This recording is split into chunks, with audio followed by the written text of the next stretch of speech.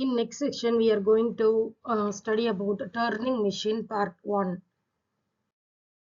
Session outcomes as follows. Moore's law, quantum mechanical effects. Why bother with quantum computation? So this graph actually hits some sort of quantum levels from 2010 to 2020. Moore's law. Transistors is getting varied in number of sizes. So as the transistor size increases, the computing world becomes evolved with the computing processors. Its underlying architectures also get evolved in terms of size, in terms of cost, in terms of popularity. So as the saturation of transistors begins in the computing world, quantum evolves. So in quantum, we are having some sort of disadvantage that it holds some sort of superposition states. The reader or evaluator, we could not able to understand what actually the environment is telling to them in terms of node. So the saturation of the transistor size is also go ahead with 3 mm. So Moore's law states that over the decade of 10 to 15, 20 years, there is a gradual rise in a graph in terms of transistor accommodation inside the PCB chips. Introduction to quantum mechanics. Quantum mechanics is a fundamental branch of theoretical physics with wide applications in experimental physics that replaces classical mechanics and classical electromagnetism at the atomic and subatomic levels. Quantum mechanics is more fundamental theory than Newtonian mechanics and classical electromagnetism. It provides accurate and precise description for many phenomena that these classical theories simply can't explain on the atomic or subatomic levels. What is mechanics in quantum computer? A quantum computer is a machine that performs calculations based on the law of quantum mechanics, which is the behavior of particles at the subatomic levels. So then we are going to see about physics and computations in the part of quantum world. Information is stored in a physical medium and manipulated by the physical processes. The laws of physics dictate the capabilities of any information processing device. Designs of classical computers are implicitly based in the classical framework for physics. Classical physics is known to be wrong or incomplete and has been replaced by more powerful framework which is termed to be as quantum mechanics. 19th century was known as the machine age. The 12th century will go down in history as the information age. I believe that the 21st century will be the quantum age, according to the philosopher Paul Davies, Professor Natural Philosophy, Australian Centre of Astrobiology. The design of devices on such a small space will require engineers to control quantum mechanical effects. So allowing computers to take advantage of quantum mechanical behavior allows us to do more than cram increasingly many microscopic components onto a silicon chip. It gives us a whole new framework in which information can be processed fundamentally new ways. A simple experiment in optics. Consider a setup involving a photon source, half-silvered mirror, beam splitter, and pair of photon detectors. Photon source, beam splitters, detectors. Now consider what happens when we fire a single photon onto a device.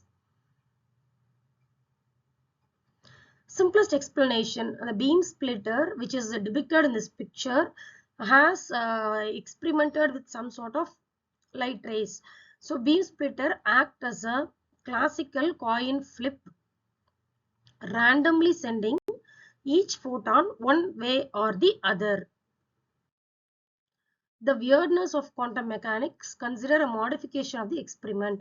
The simplest explanation for the modified setup would still predict a 50-50 distribution. That is, either it can reveal ket 0 or either it can reveal ket 1. The full mirror, which is going to accommodate 50-50 possibility.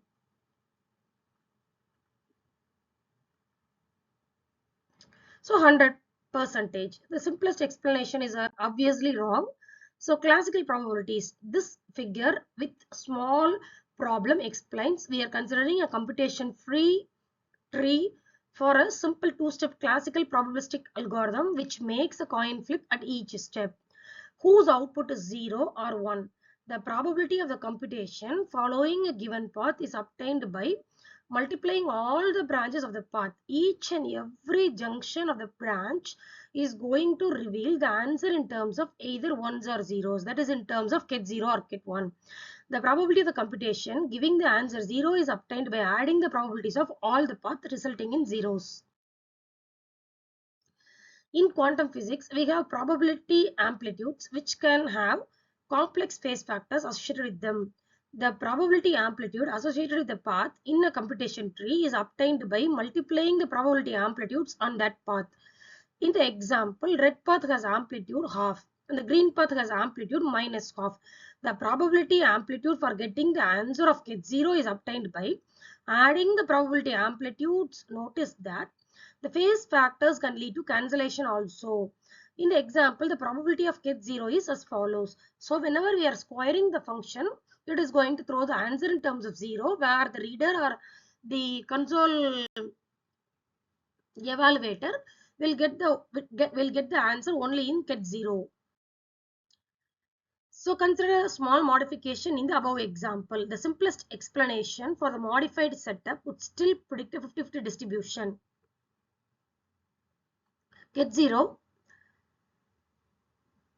when it is given to a particular control line, it is subdivided into two probability in terms of 50%, 50%.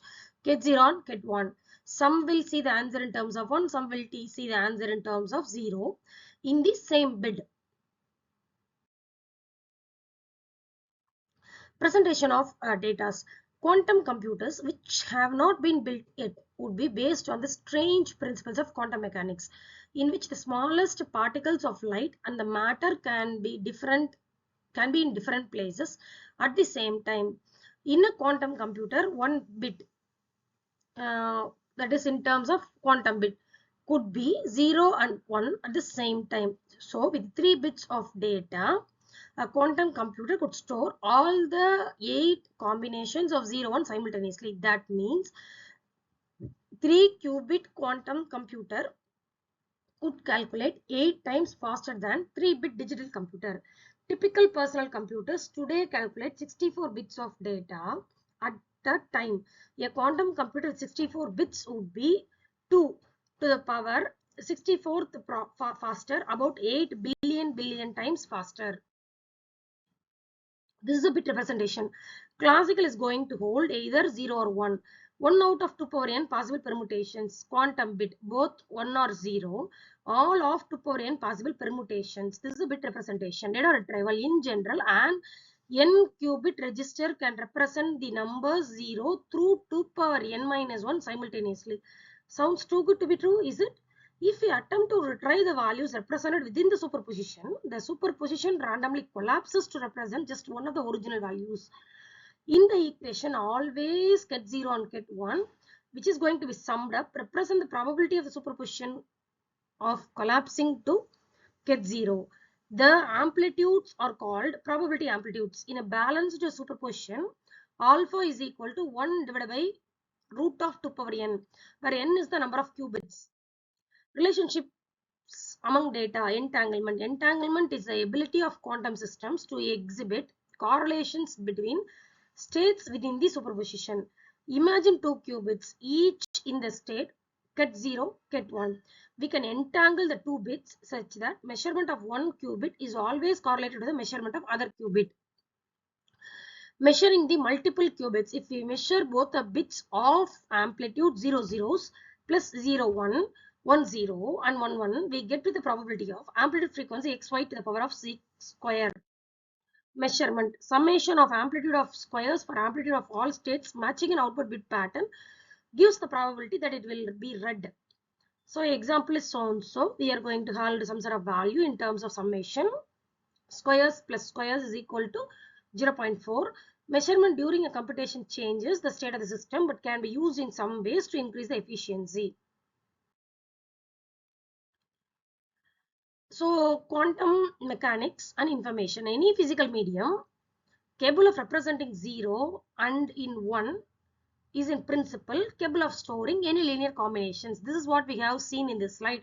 With amplitude frequency of 0, which is going to reflect at 0, amplitude frequency of 1, which is going to reveal at 1, is going to entirely give the glimpse of quantum mechanics and information what has been used in this session, which will be small relevant information for understanding quantum world a little bit for the computer science engineers. Thank you all for this session. How does this affects computational complexity is again a major question in a mind. How does this going to affect the information security? How does this communication is going to happen in a complex environment? Thank you all.